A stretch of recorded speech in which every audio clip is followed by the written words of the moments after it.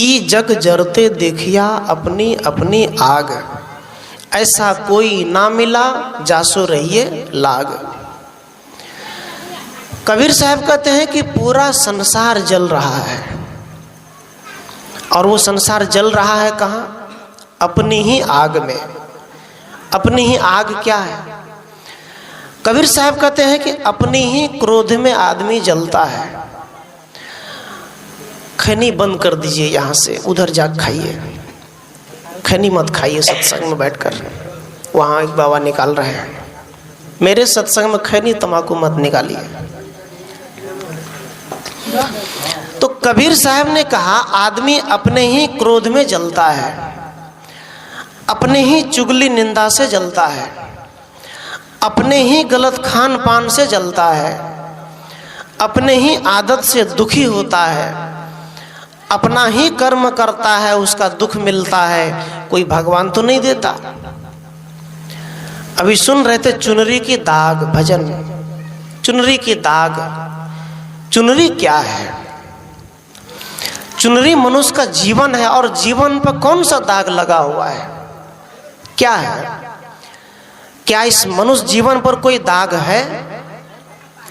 तो कबीर साहब गिनती करा रहे हैं कि अगर आप सत्संगी हैं, ये मनुष्य हैं, जब आप जन्म लिए थे आप एक सौंफ तक नहीं खा रहे थे, सुपारी तक नहीं खा रहे थे, अगर आपने खैनी की आदत पकड़ लिया है तो आपके जीवन का दाग है। कौन सा दाग है? सदगुरु कहते ये पहला दाग आपने लगा लिया। फिर कबीर साहब कहते हैं कि दूसरा दाग क्या है? कबीर साहब कहते हैं कि समाज में बहुत तरह के लोग होते हैं, लड़के होते, युवक होते, दादा दादियाँ होती है। तो कबीर साहब एक और गिनती दे रहे हैं कि अगर आप मनुष्य होकर किसी गलत संगत में जाकर गांजा के चिलम पकड़ लिए हैं तो दूसरा दाग है आपके जीवन का। इस शरीर का दाग है, हमारे अंदर की दाग है। ये दाग कहाँ से छूटेगा? कबीर साहब कहते ये दाग छूटेगा सत्संग से। इस दुनिया में आदमी बाजार जाकर सामान खरीद ले, साड़ी खरीद ले, धोती खरीद ले, घर की सारी सामान खरीद ले, किंतु बाजार में कहीं ज्ञान की दुकान नहीं है जो खरीद कर ला ले। मैं 1100 रुपया दे रहा हूँ, 2000 दे रहा हूँ, मैं बसमतिया से या कहीं यहाँ बड़े मार्केट नेपाल में वहाँ से खरीद कर ले आओ, सत्संग की बात नहीं मिल सकता। सत्संग की बात सत्संग में जाने से मिलेगा और फ्री में मिलेगा। वहाँ कुछ देना नहीं है, केवल समय देना पड़ता है। सत्संग में समय देकर हम ज्ञान को खरीद सकते हैं। तो कबीर साहब कहते हैं कोई ऐसा व्यक्ति हमारे समाज में नहीं मिला जिनके पास जाकर हम सट करके बैठे। अब मान लीजिए, एक उदाहरण ले लीजिए, एक आदमी को दूसरा आदमी मारने के लिए दौड़ा है और उसे डर लगता है, तो बचने के लिए कहाँ जाएगा? कोई बचाएगा, उनके पास जाएगा ना, जो बचाएगा। उनके पास गया, वो भी जब मारना शुरू कर दे तो कहाँ जाएगा? तो कबीर साहब कहते हैं कि दुनिया में तुम कहीं भी जाओ, हर जगह तुम्हें दुख ही मिलेगा। वही निंदा, वही चुगली, वही झूठ, वही चोरी, वही बेईमानी, वही शैतानी। कोई तुम्हें सच बात नहीं कहेगा, जिससे मन को शांति मिले वो बात नहीं कहेगा। इसलिए कबीर साहब कहते तुम मेरे पास आओ, मेरे पास बैठो, दो बात सुनो, जो मैं बोल रहा हूँ उस बात को तुम सुनो। तो कबीर साहब की जो अमृत वाणी है उसमें एक प्रसंग आया है, जैसे हनुमान चालीसा कोई पढ़ते हैं तो श्री गुरु चरण सरोज रज निजमन मुकुर सुधार, यहाँ से शुरू होती है। और रामायण की चौपाई प्रथम भक्ति संतन कर संगा से शुरू होती है। तो कबीर साहब की चौपाई कहाँ से शुरू होती है? कबीर साहब कहते हैं गुरु है बड़ा गोविंद से मन में करो विचार, हरि सिरजे तो बार बार, गुरु सिरजे तो पार। कबीर साहब कहते हैं गुरु है बड़ा गोविंद से, काके लागू पाऊं। कबीर साहब करे एक तरफ गुरु खड़े हैं, एक तरफ भगवान खड़े हैं, मैं किसका पैर पकड़ूं, किधर जाऊं? बहुत लोग इस दोहा चौपाई का अर्थ नहीं जानते हैं। इसका मतलब क्या होता है? एक विद्यार्थी ने आकर पूछा कि साहब इसका मतलब क्या है जो बोलते हैं कि एक तरफ कबीर साहब करे कि भगवान खड़े हैं, एक तरफ कौन खड़ा है? गुरु खड़े हैं। मैं भगवान का चरण पकड़ूं या गुरु का पकड़ूं? तो कबीर साहब ने चुनाव किया कि मुझे भगवान के चरण नहीं पकड़ना है, मुझे गुरु के चरण पकड़ना है, क्योंकि भगवान तक जाने का रास्ता गुरु ही बताता है, कोई भगवान नहीं बताता। यहाँ कबीर साहब गोविंद नाम किसको दिया? गोविंद कहते हैं काल्पनिक भगवान, जिनको हमने बनाया है, जिनको लोगों ने कोरोना वायरस में कोरोना माता के नाम से उसको भी देवता बना दिया कि नहीं? कोरोना माता, संतोषी माता, अनेक प्रकार की माता, ये चेचक जो निकलते हैं देह में उसको भी लोग माता बना दिए कि 7 दिन का 2.5 दिन का माता निकला है। उनके सामने भी लोग धूप अगरबत्ती जलाते हैं, जो कि बीमारी है, कोई देवता नहीं है। हमारे शरीर में जो चेचक निकलते हैं, फोड़ा फुंसी निकलता है गर्मी में, कोई कहता है गहिल है, कोई कहते हैं बन्नी, कोई कहते हैं काली, जो बोलते हैं लोग, वो देवता थोड़ी है।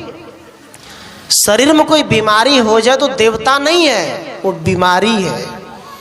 तो कबीर साहब कहते हैं कि जो काल्पनिक भगवान है, जो हमने बनाया है भगवान, उस भगवान के सामने लोग जब जाते हैं तो क्या करते हैं?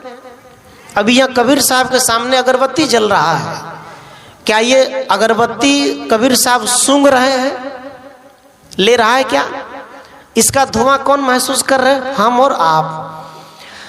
लेकिन यहाँ कबीर साहब गिनती करा रहे हैं कि आज की जो भक्ति है, किधर भक्ति कर रहा है लोग? अगर लोग मंदिर में जाता है तो अगरबत्ती की धुआं भगवान को लगाता है, लेकिन वो अपने अंदर में सिगरेट के धुआं देता है, अपने अंदर में बीड़ी का धुआं देता है। एक विचार करिए, भगवान की पूजा करने वालों की बात बोल रहा हूँ। मंदिर में अगरबत्ती की धुआं भगवान को दिया जा रहा है, जो भगवान सूंघता नहीं है, नाक नहीं है, खाने पीने की औजार नहीं है, उसको अगरबत्ती की धुआं दिया जाता है कि भगवान आप सूंघ लीजिए। लेकिन सदगुरु कहते हैं कि जब आदमी वही मंदिर से आता है, घर मंदिर से जब बाहर आते हैं अपने घर में, तो क्या करता है? इस मुंह में बीड़ी की धुआं देता है, सिगरेट की धुआं देता है। भगवान को क्या करता है? शुद्ध जल से स्नान कराता है, पानी पिलाते हैं। आदमी जब घर आता है तो दारू की पानी मुंह में डालता है। तो भगवान की पूजा किधर हो रहा है? किधर कर रहे हैं? भगवान को लड्डू खिला रहे हैं, अपने मुंह में गुटखा पुड़िया खिला रहे हैं, तो भगवान की पूजा किधर हो रहा है? सदगुरु कबीर साहब कहते हैं कि इसीलिए कबीर साहब को आपकी भगवान की पूजा पसंद नहीं है। आप ये जो आज लड़के लोग जो पूजा कर रहे हैं, माता लोग जो अनेक प्रकार के देवता बना के कर रहे हैं, इसलिए पूजा पसंद नहीं है, जिनको कभी देखा नहीं है। कबीर साहब कहते हैं कि देखा देखी की है नहीं। कबीर साहब कहते हैं जिस व्यक्ति को कभी किसी ने देखा नहीं, वो आदमी उस देश की बात करते हैं कि उस देश में ईश्वर है, भगवान है। कौन देखा है? कोई नहीं देखा। वो आदमी क्रूर है। आप भाई खारी खात है, बेचत फिरे कपूर। कबीर देव कहते हैं कि अगर आप कोई सासू माँ है, कोई बहू रानी है, अगर उसे सचमुच किसी देवता या पार्वती का दर्शन करना हो तो सासू माँ में कर सकती है। सासू माँ देवी हो सकती है, दुर्गा हो सकती है, आपकी बहू रानी आपकी लक्ष्मी हो सकती है, किंतु कोई पत्थर पिंडी में माथा रगड़ते मर जाओ, वहां से ना एक रोटी मिल सकती, ना कपड़ा मिल सकता, ना आशीर्वाद मिल सकता। एक आदमी था, एक बूढ़ा बालक बच्चा, एक बच्चा क्या कर रहा था? वो क्या करता था? घूम घूम करके वो बर्फ होता है ना, आइसक्रीम, वो बेच रहा था। वो पॉकेट वाला 2-2 रुपया में लाल रंग डाल डाल के बेचते हैं, वो बेच रहा था। जो कि गर्मी का महीना था, चप्पल नहीं था। एक आदमी आया, उनके पास जाकर वो बर्फ खरीद लिया, और वो आदमी देखा कि बच्चे का पैर जल रहा है, कभी पैर उठाता है, कभी रखता है। तो वो आदमी दौड़ कर गया दुकान, एक चप्पल खरीद कर लाया, उस बच्चे को दिया, कहा बेटा इसको पहन ले। पहन लिया। वो जब चप्पल को पहन लिया तो वो कहता है कि आप मेरे लिए भगवान है। कहा वो कैसे? कहा मैंने रात में देखा कि कोई भगवान मेरे को आएगा और चप्पल दे कर जाएगा, आप भगवान है? कहा बेटा मैं भगवान नहीं हूँ। वो लड़का कहता है मुझे लगता है कि आप भगवान के दोस्त हैं। उस आदमी को समझ में आ गया कि भगवान के दोस्त बनने के लिए बस यही छोटा छोटा काम करने की जरूरत है। किसी गरीब की मदद, जो बूढ़े हो गए उनकी सेवा, बूढ़े माँ बाप की सेवा, उनको तेल मालिश, उनको भोजन खिलाओ, ये सेवा। उस आदमी को समझ में आ गया कि बूढ़े, अपाहिज और गरीब की सेवा करना यही भगवान की दोस्ती करना है। ये बात कहा। लेकिन सदगुरु कबीर कहते आज की हमारी उपासना, आप हमारी पूजा किधर हो रहा है? कहाँ हो रहा है पूजा? कहते हैं तमेव माता च पिता तमेव बंधु च सखा तमेव। कहाँ कहते हैं? एक मंदिर में। लेकिन जो माँ जन्म दिया उनके पास कहते हैं जन्म माँ से मिला, लेकिन माँ किसको बनाते हैं? एक पत्थर को। क्या वो माँ है? नहीं है। लेकिन कबीर साहब को इसीलिए आपकी भक्ति पसंद नहीं आ रही है कि आपकी भक्ति किस दिशा में हो रहा है, आपकी भजन किस दिशा में हो रहा है। इसलिए कबीर साहब कहते हैं कि गुरु है बड़ा गोविंद से काके लागू पाँव, बलिहारी गुरु आपनो जिन गोविंद दियो लखाए। कबीर साहब कहते हैं मैं तो गुरु का चरण पकड़ूंगा। तो प्रश्न होता है गुरु का चरण क्यों पकड़ोगे? तो कबीर देव कहते हैं कोई भगवान के शरण में गया हुआ आदमी शराबी हो सकता है, दुराचारी हो सकता है, पापी हो सकता है, लेकिन गुरु के शरण में गया हुआ आदमी ऐसा नहीं हो सकता। जो आदमी, याद रखिएगा, जब कोई आदमी गुरु के पास कंठी माला लेता है जाकर, ये माला जो होते हैं सब रखे हैं क्या माला अपने अपने गले में? ये देखिए, ये माला जब गुरु से लेते हैं हम जाके तो गुरु मंत्र देता है। क्या कहता? बेटा खैनी मत खाओ, गांजा मत पियो, झूठ मत बोलो, चोरी मत करो, हिंसा मत करो, बलि मत दो, किसी को सताओ मत। ये पंच महापाप से छुटकारा देते हैं। कौन देते हैं? गुरु देते हैं। लेकिन आज तक जब हम किसी भगवान के पास जाते हैं, यहाँ कबीर साहब के पास अगर आप सिर पटक दो और ठोर में खैनी रख लो तो कबीर साहब नहीं कह सकते बेटा ये क्यों खाते हो तुम। क्या कह सकते हैं? क्योंकि कबीर साहब फोटो में है, जिंदा नहीं है। क्योंकि उनकी वाणी जिंदा है, वाणी को पढ़कर हम सुधर सकते हैं। लेकिन सदगुरु कबीर कहते हैं जो जिंदा गुरु है उनके पास जाकर जब आप ऐसे ऐसे करने लग जाओ तो मना तो करेगा, ये मत खाओ। तो कहाँ जाने से कल्याण होगा, इस पर भी विचार करना होगा कि हम कहाँ जाएं। कबीर साहब ने कहा आजकल हम लोग की बहाना बहुत चलता है। कबीर देव कहते हैं कबीर यह मन लालची बूझे नहीं गवार, भजन करन को आलसी खाने को तैयार। कबीर देव कहते हैं जब आदमी किसी को निमंत्रण देते हैं आप मेरे यहाँ सत्संग आइएगा, तो कब आते हैं? 9 बजे रात में। क्यों आते हैं? क्योंकि निमंत्रण है। सत्संग से मतलब नहीं है केवल भोजन करना है, इतनी बात है। केवल हमें खाना खाने के लिए जाना है, सत्संग से मतलब नहीं है। इसलिए कबीर साहब, कबीर यह मन लालची, तुम्हारा मन लालची है, तुम्हारा मन लोभी है, तुम्हारा मन पापी है। इसी कारण से जहाँ भोजन केवल लोभ दिया जाता है, भोजन दिया जाता है, महाप्रसाद दिया जाता है, वहाँ जाता है लेकिन भजन करने में मन नहीं लगता, ध्यान करने में मन नहीं लगता। कहीं आधा घंटा बैठना हो ध्यान में, सत्संग में कौन बैठे? बाबा हमारे विरोध में कुछ बात बोल दे तब, यही सब बात उनके दिमाग में होता है।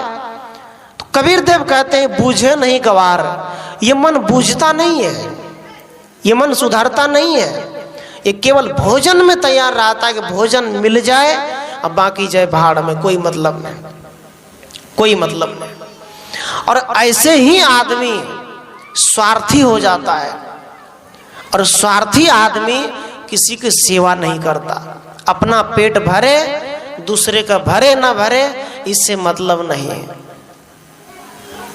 बेटा सोचता है मेरा पेट भरा, बस माँ बाप का भरा मतलब नहीं।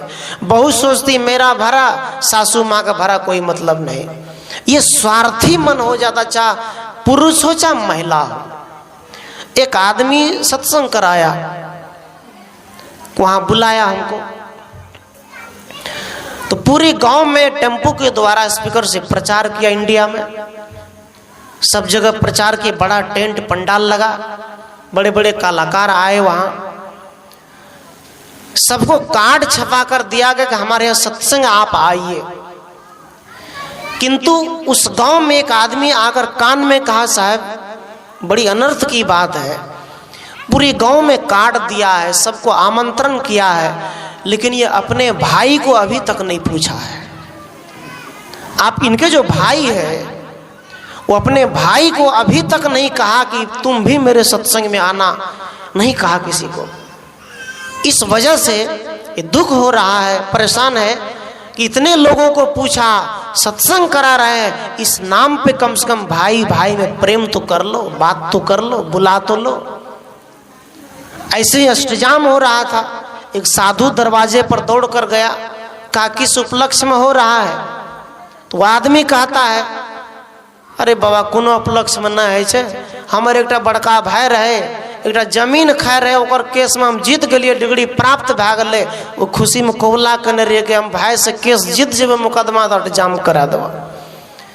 साधु जे चरण पर पानी दे रहे वो फेंक दल के, कल के हमरा द्वार पर से जल्दी निकले दे, जल्दी उठेल दे।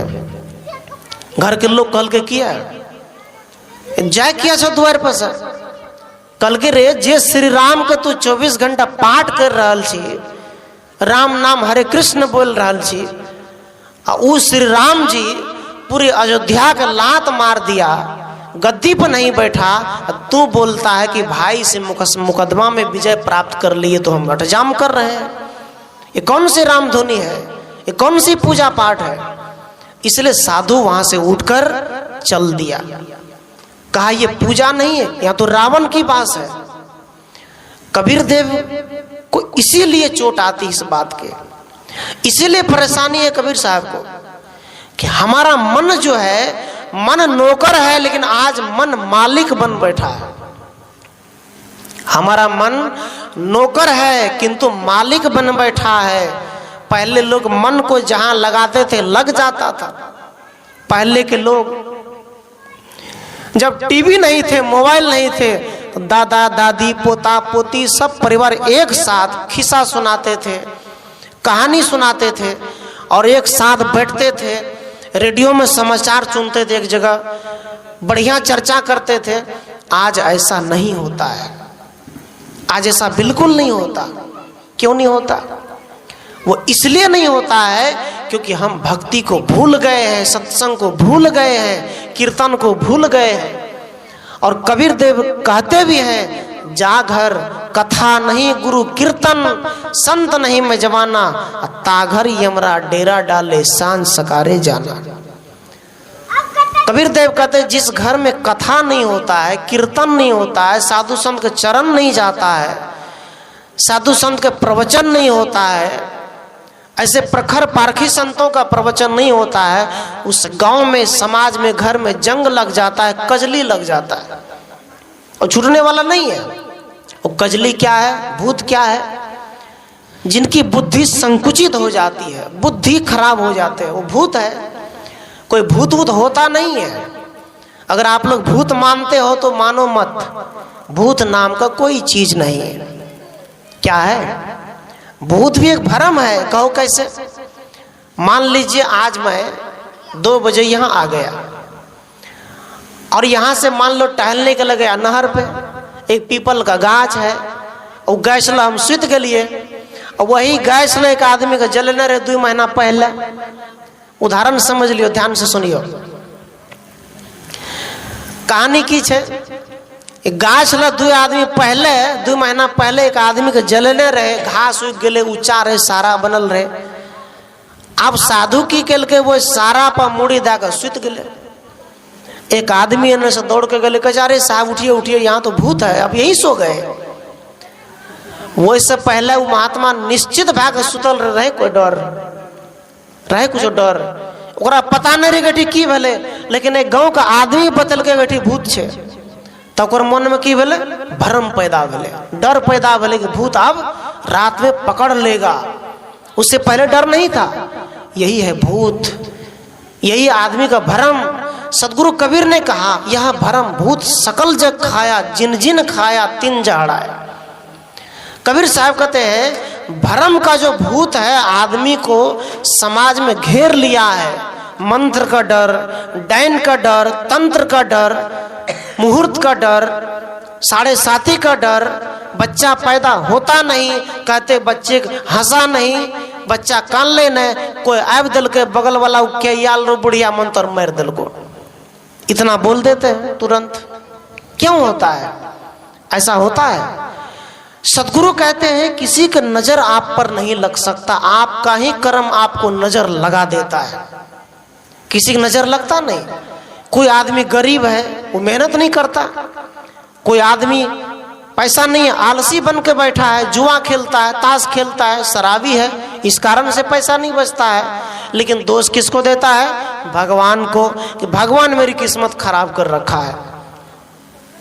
क्या भगवान कराता है? आदमी की बुद्धि, आदमी का मन ही आदमी का शत्रु बन जाता है, दुश्मन बन जाता है। कैसे बनता है? ज्ञान का हरण कैसे होता है?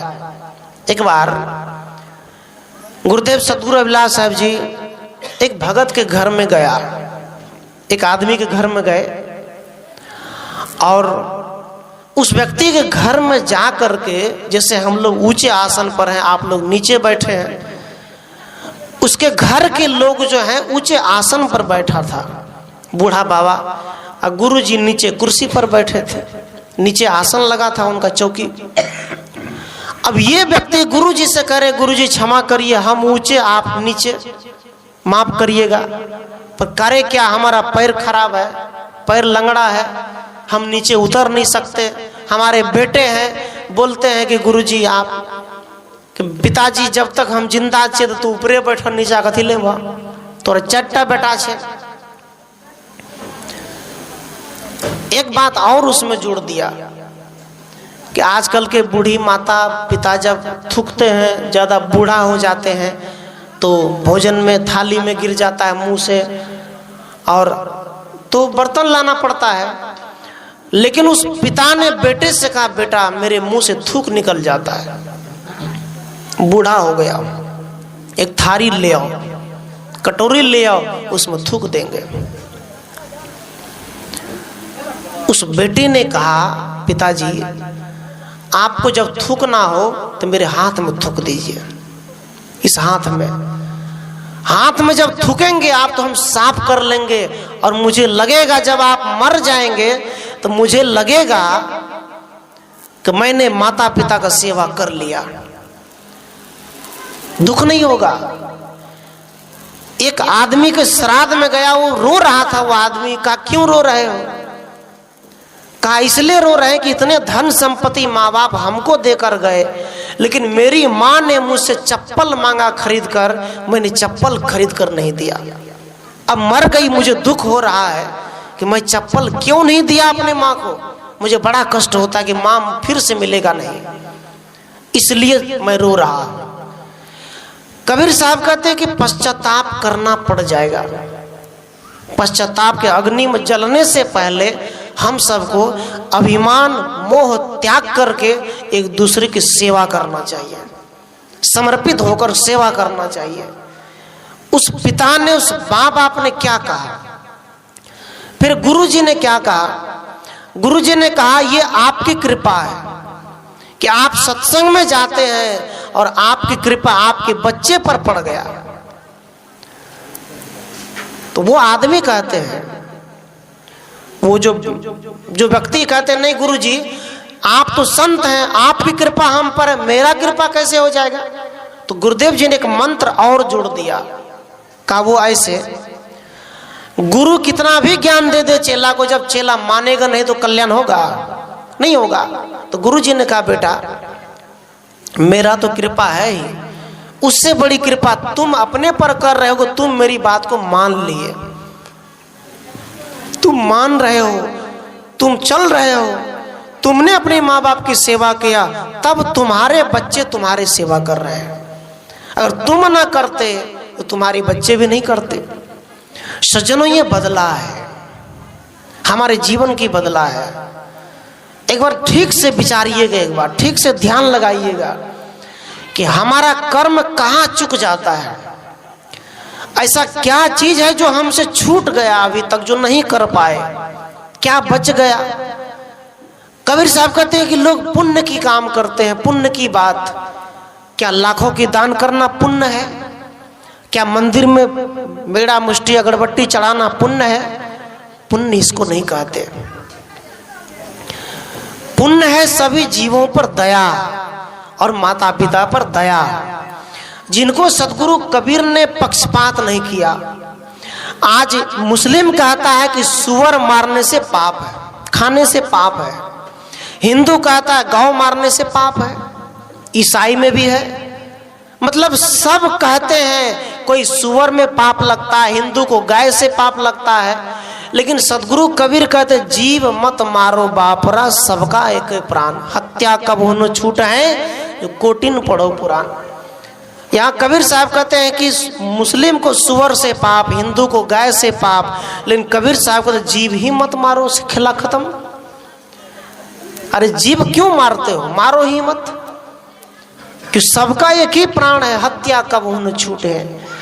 कबीर साहब कहते हैं जीव की हत्या की पाप जीवन में कितना भी गंगा नहा लो, डुबकी लगा लो, पाप धुलने वाला नहीं है। जो तुमने किया है ये मत करो। कबीर साहब सीधा सा झगड़ा खत्म कर दिया कि तुम लड़ो ही मत, ना किसी को पाप ना पुण्य, तुम मारो ही मत, अपने समान सबको समझो। ये कबीर साहब कहते हैं, कबीर साहब के विषय है। लेकिन इन बातों को कितने लोग मानते हैं, कितने परसेंट मानते हैं? नहीं मानते कोई।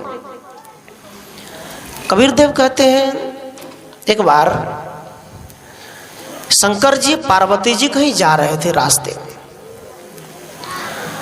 और जाते जाते शंकर जी एक धरती को, जमीन को प्रणाम करता है, पृथ्वी को प्रणाम किए।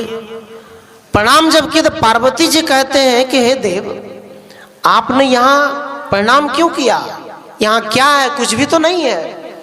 काहे देवी, इस जगह पर कुछ दिन पहले बहुत बड़ा यज्ञ और संत महापुरुष का चरण पड़ा था, सत्संग हुआ था, इसलिए ये जगह पवित्र है। इस समाज में सत्संग हुआ था, इसलिए मैं इस जगह को प्रणाम करता हूँ। कहा अच्छा। आगे गया, और आगे जाने के बाद शंकर जी फिर से प्रणाम करते हैं।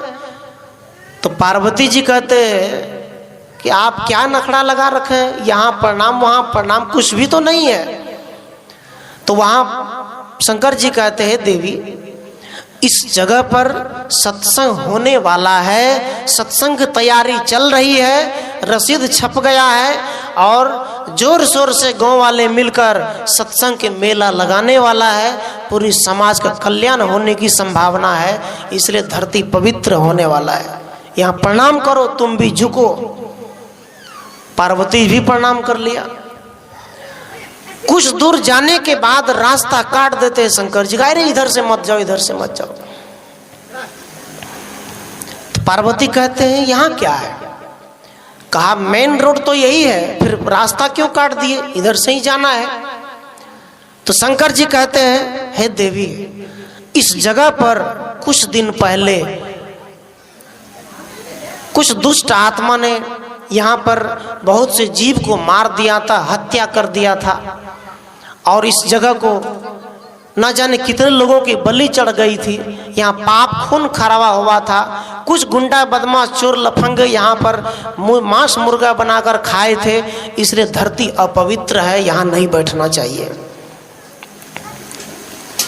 इस कहानी से ये सीख लेना चाहिए कि कबीर साहब क्या कहते हैं, जागर कथा नहीं गुरु कीर्तन। कबीर साहब कहते हैं कि जिस घर में कीर्तन होता है, संत जाते हैं, उस घर के वातावरण, बाल बच्चे, सास बहू, बाप बेटे में कुछ देर के लिए प्रेम बनता है। मन शांत होता है, मन की जो गंदगी है वो खत्म हो जाता है। तो कबीर साहब कहते हैं दूसरी, जहां सत्संग होने की तैयारी होती है तो सबके दिमाग में ये चलता है कि सत्संग होगा, संत आएंगे, इस जगह पर सत्संग होगा, हर्ष उल्लास होता है। जिस तरह आज गोविंद जी और उनके पिता, उनकी पत्नी, सब माँ मिलकर, जो गोविंद जी साल भर पहले से हमसे मुलाकात है, हमारे आश्रम पर भी गए हैं। ये संस्कार की बात है। जो पिता अपने द्वार पर आर्केस्ट्रा, नाच नचनिया को लाकर साल में करवाता है, पैसे की बर्बादी करता है, अपने बच्चे के बर्थडे पार्टी, जन्मदिन पे मुर्गे काट कर खिलाता है, उस परिवार में यही संस्कार जीवन भर भर जाएगा, जीवन भर यही करेगा। क्यों? क्योंकि मेरे दादाजी यही करते थे, मेरे दादाजी नाच कराते थे। लेकिन इस घर में जो बच्चे होंगे वो क्या कहेगा? नहीं, हमारे दादाजी दादी सत्संग कराते थे, संत आते थे। तो क्या इस घर की बच्चा संस्कार भूलेगा? नहीं भूल सकता, संस्कार याद है।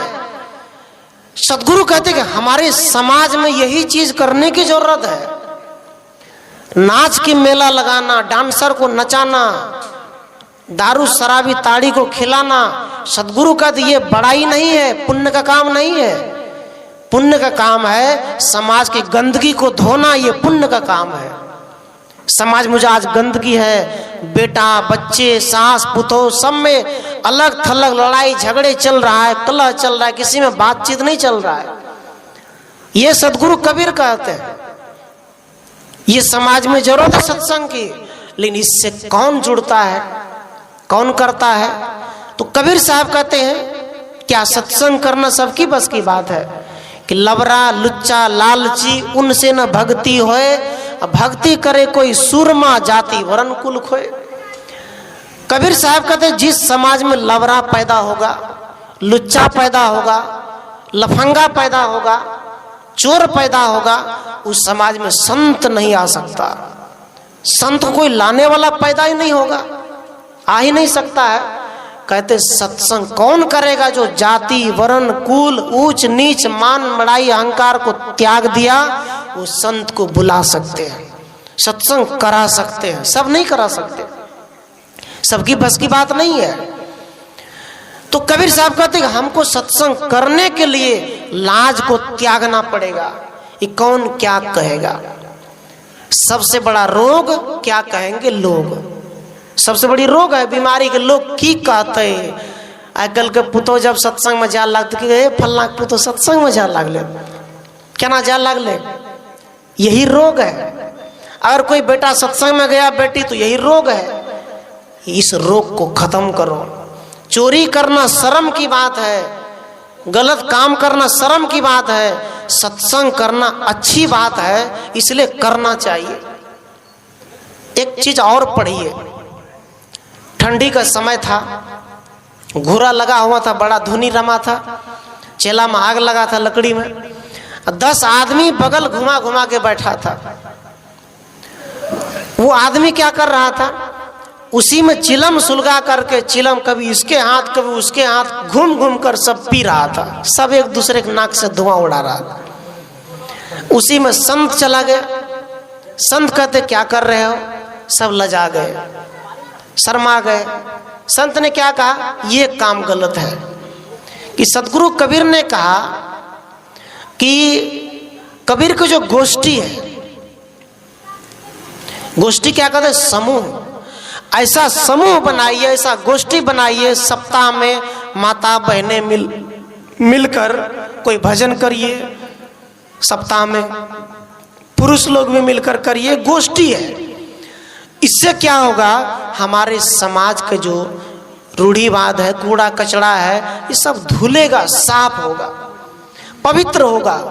इस भाव से करने से, चलने से हम सबके जीवन में चिर शांति आ सकती है, निर्मल हो सकता है, पवित्र हो सकता है। तो संत के जाने से क्या होता है, क्या प्रभाव पड़ता है, ये संत की संतान ही जान सकता है, सब नहीं जान सकता इस बात को नहीं। लेकिन जो इस बात में चला गया, रे वो ऐसे बोल रहा है, वो ऐसे बोल रहा है, ये है विवादित बात। कैसे? अब शंकर जी भी जा रहे थे, पार्वती भी जा रहे थे। तो शंकर जी कहाँ थे? बसहा बैल पर सवार। पार्वती जी पैदल जा रही थी। तो कुछ दूर गए, गांव के लोग क्या कहते हैं, मुंह पर कपड़ा लगे ना, हंसे से माता सब साड़ी लगे, तोरे तोर हंसे कथी ला? एगो देख शंकर जी केना दिमाग से, पत्नी बुलल जाए अपना एगो बसाप चढ़ल छै। तो दोनोटा सुनि गेले। शंकर जी के लागलो लागे हम गलत कर रहा छे। अपना उतर गए, पार्वती जी के बैठा दिल, अपना रस्सी खींचने जा रहा छे। आगा दोसर गाँव में गए, हेरनगरा तरफ कहे छे दुनिया अनेर भए गए, पत्नी चढ़ल छे, पति उतरल छे। उल्टे रीत पत्नी देखे छे बैल पर सवार छे, पति महाराज बुलल जाए छे, केना दुनिया चले। शंकर जी कहे लागे छे इहो गलत छे, ई केना भेले? शंकरो जी फाइन के चढ़ गए बैल पर, पति पत्नी दोनों चढ़ गए, बसा बरत पर चल दिल। अब दोसर गाँव में गए, कहे आपके तो लाज शर्म सब घर के पी गए, पति पत्नी दोनों एके बैल पर सवार छे, जा रहल छे। ओकर बाद दोनोटा कहे यो लागे छे इहो गलत छे, उतरू। तो आप दोनों गोड़ा लोग की कहे निक ने कहा चलो उतरू। उतर गए। उतरे के बाद दोनों मिलकर रास्ता खींचना चल दिल के। आगा गए कुछ देर, कहे दोनों पागले से लागे छे, बरद खालिए जा रहा, दोनोटा बुल्ले जा रहा। शंकर जी कहे ना सुनू, रुइया छे, दोनों कान में ठुस दियो, चलू बैठ रहे चल देवे। दोनों पति पत्नी कान में रुइया ले ललके, बैल पर सवार भैल के डमरू बजेना चल दिल के। सदगुरु कहते अगर आप अच्छा करेंगे तो भी लोग कहेगा, बुरा करेंगे तो भी लोग कहेगा। समाज में जो है चल रहा है, इसलिए आपको जो अच्छा काम वो करिए जो सबके हित में हो, अच्छा हो। कबीर साहब ने कहा सुनिए सबकी निबेरिए अपनी, सिंदूर का सिंदूरा झपनी का झपनी। सिंदूर का जो डब्बा होता है उसका पता नहीं चलता कि ढक्कन कौन है, सिंदूर किस में है। कबीर साहब कितना तार्किक दिमाग का है, सिंदूर का डब्बा देखकर बता दिया, साखी बना दिया।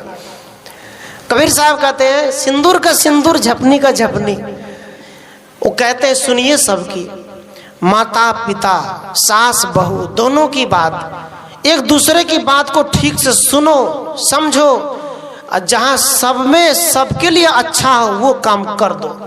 किसी को बुरा नहीं लगेगा। क्या लगेगा? नहीं लग सकता। एक बार एक सासू माँ घी गरम कर रही थी, सॉरी ये बहू रानी घी गरम करे रहे। तो घी गरम करे तो उस घी के जो डब्बा में डाले रहे, वो घी डाले से पहले बर्तन छूट गए, सारा घी बर्बाद भा गए। अब घी बर्बाद है के बाद सासू माँ दौड़ के ले कहे बेटी की बोले केना बोले? कहे माँ जी सब घी हरा गए। अब देखियो ने एते दिन से छाली रख लिए, सब घी बर्बाद भा गए। तो की कहल के अरे बेटी कोनो बात ना, दुआर पर भैंस छे फिर निकल जेते घी, राख ना, चिंता कदिल करे जा। तू जब जहर जे दिया तो हमरे रोटी बनने पड़ती है, झाड़ू मारे पड़ती है, बर्तन मांजे पड़ती है, तू ठीक रहा। ये बात कहा। अब इस बात को बहू रानी दिमाग में बैठा लिया, बढ़िया से बैठा लिया, और इस बात को बैठा करके वो बहू रानी क्या करती है, कुछ दिन बाद सासू माँ जल गई, शरीर पूरा जल गया, आग लगी हो गया कहीं।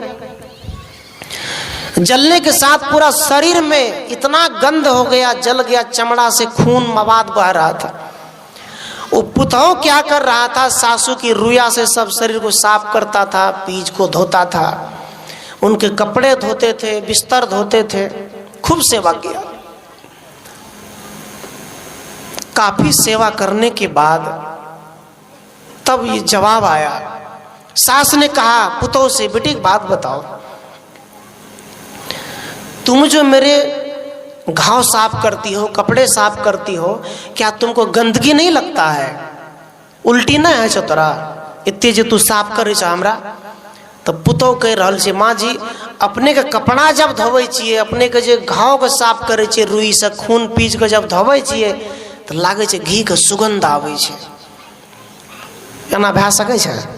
घी के सुगंध एते कहियो घास नहीं एते? क्यों कहा घी के सुगंध आवे छे? क्यों? क्योंकि जब घी गिरा तब सासू ने क्या कहा, बेटी कोनो बात न गिरले तो की भए गेले, फिर भए जेते घी।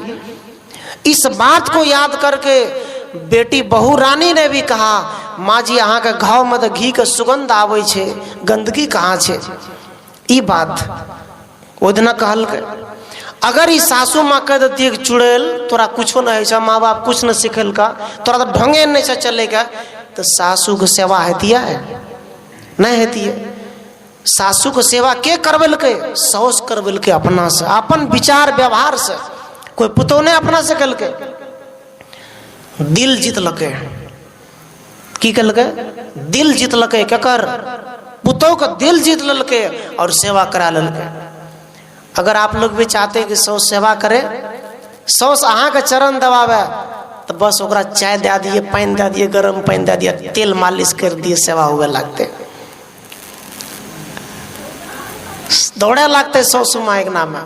पुतौ से भी निवेदन, पुतौ इतना काम कर लिया, ओकर कनी चरण दबा दिया, ओकरा कभी भोजन दे दिया, कभी चाय दे दिया, कभी गर्म पानी दे दिया, सेवा कर दिया। सासू माँ सब कुछ करे लगते, चाबिये पकड़ाते लाला। तो कबीर साहब कहते हमारा मन स्ववश कैसे होगा, किस कारण से होगा, किधर होगा? यहां सत्संग में। याद रखना कोई बाजार नहीं है कि आपके मन को ठीक कर सके, कोई बाजार दुकान नहीं है आपको देखना। यहां से विराटनगर में बड़े बड़े फैक्ट्री गैरेज है, कपड़े की दुकान है, कपड़े फट जाएगा तो दर्जी के पास जाओ, घर मकान टूट जाए मिस्त्री बनाता है, गाड़ी खराब हो जाए तो मिस्त्री है। लेकिन यहाँ बैठे समाज में किसी का मन और जीवन आदत खराब हो जाएगा तो कोई मिस्त्री ठीक नहीं करेगा, संत महात्मा ठीक करेगा, संत से ही ठीक होगा। ये कैसे ठीक होगा?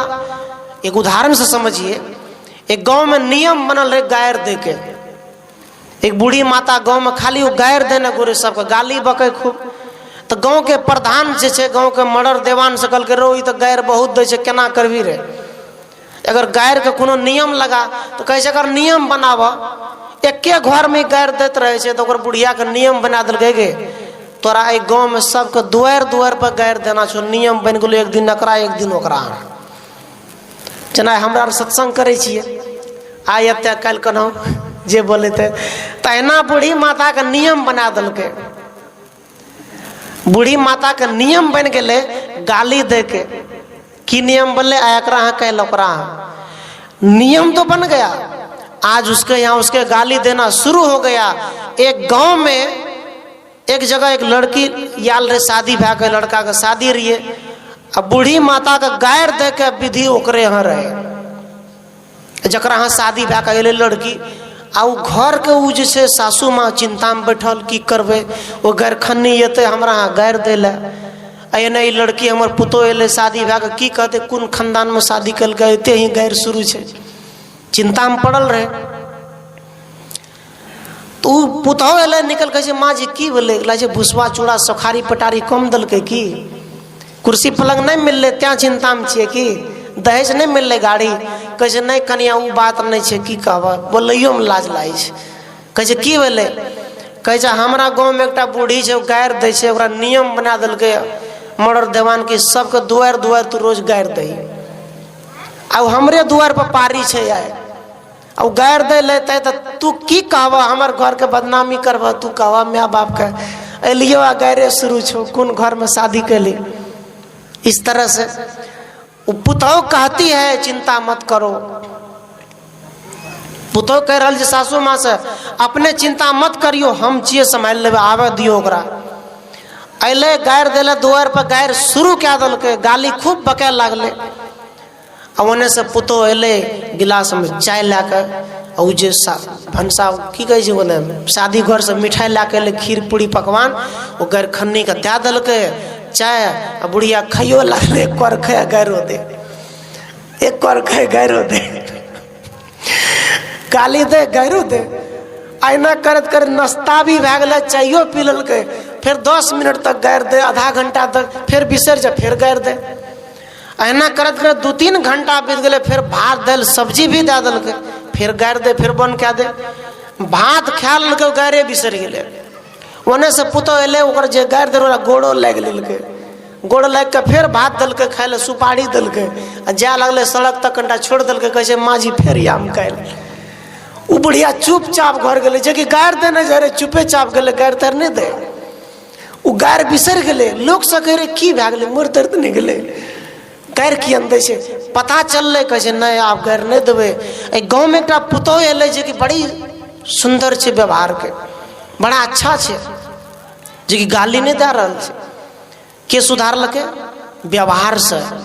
बहू रानी अपन व्यवहार से बूढ़ी माता के आदत सुधार दिलके। अगर वो जवाब देती है, टोक देती है, सुधरती है।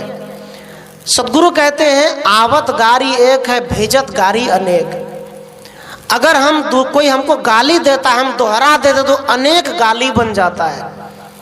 कुछ शब्द का जवाब नहीं देना चाहिए, कुछ बातों पर ध्यान नहीं देना चाहिए, ये सत्संग सिखाता है। तो मैं संत सम्राट सदगुरु कबीर साहब के विचार को लेकर मैं निवेदन प्रस्तुत किया। विचार में प्रस्तुत किया कि ई जग जरते देखिया अपनी अपनी आग, ऐसा कोई ना मिला जासु कहिए लाग। इस दुनिया में आप चाहे कहीं भी चले जाइए, आपको सुख नहीं मिलेगा, संसारिक सुख मिलेगा, लेकिन मन जो परेशान है, दुखी है, आपका मन करता है जहर खा लूं, भाग जाऊं, मर जाऊं, ये टेंशन जो है, चिंता, इसका समाधान संसार में कहीं नहीं है सत्संग के अलावा। इसलिए सत्संग से जुड़ कर रहो।